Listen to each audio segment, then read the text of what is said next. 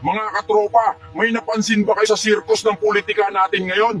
Walang problema sa atin kung may susulpot na mga whistleblower. Sa totoo lang, gustong-gusto nga natin yan eh. Kapag may nagbubulgar ng katiwalian sa gobyerno, wala tayong pake kung sino pa ang tamaan dyan. Kahit pangulo pa yan, vice-presidente, mga congressman, gobernador, mayor, kapitan, o kahit barangay tanod pa.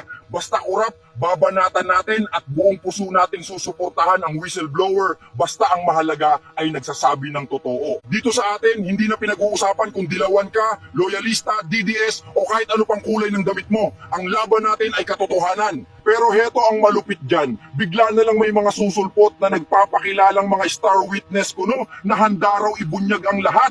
Pero kapag pinagsalita mo na, para silang mga sirang plaka na paiba-iba ang kanta. Ngayon iba ang kwento, bukas babawiin, tapos sa susunod na araw ay bago na naman ang ituturo. Ang pinaka nakakakulo ng dugo, kahit halatang halata ng sablay at butas-butas ang sinasabi, may mga kababayan pa rin tayong todo suporta at pumapalakpak na parang mga uto-uto. Babaklasin natin ngayon ang modus ng mga urong-sulong na witness na ito at kung bakit maraming uto-uto ang laging nabubudol.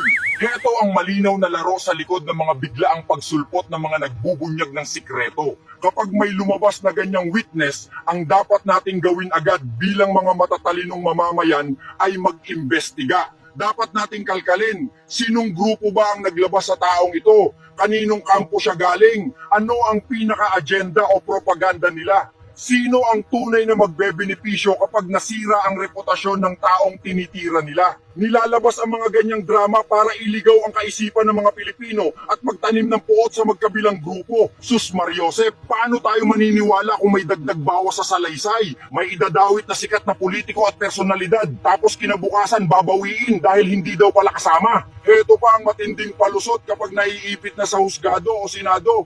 Nagkamali lang daw ng statement. Ibabagsak mo ang pangalan ng isang tao, sisirain mo ang tiwala ng publiko, tapos sasabihin mo nagkamali ka lang.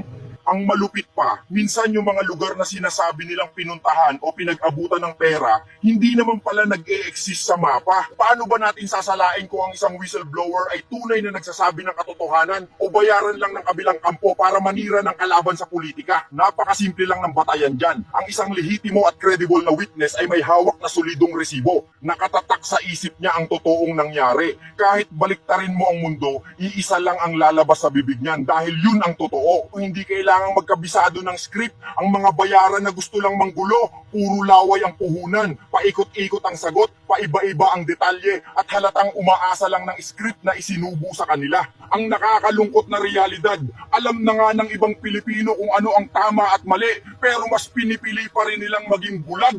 Dahil pabor sa kampo nila ang kwento, wala na silang pakialam kung nagsisinungaling na yung witness. Ang malupit na leksyon dito mga bossing, huwag nating isangla ang ating utak sa mga politiko. Ang tamang mindset natin dapat ay respeto sa bawat Pilipino at sa ebidensya, hindi sa panatisismo. Mabuti na lang at mayroon pa ring mga matatalinong Pilipino na hindi nagpapadala sa agos ng emosyon. Sila yung mga kalmado lang sa isang tabi, tahimik na pinapakinggan ang magkabilang kampo at tinitimbang ang bigat ng bawat ebidensya bago humusga. Sila yung tunay na nagbabantay para sa kapayapaan ng Pilipinas.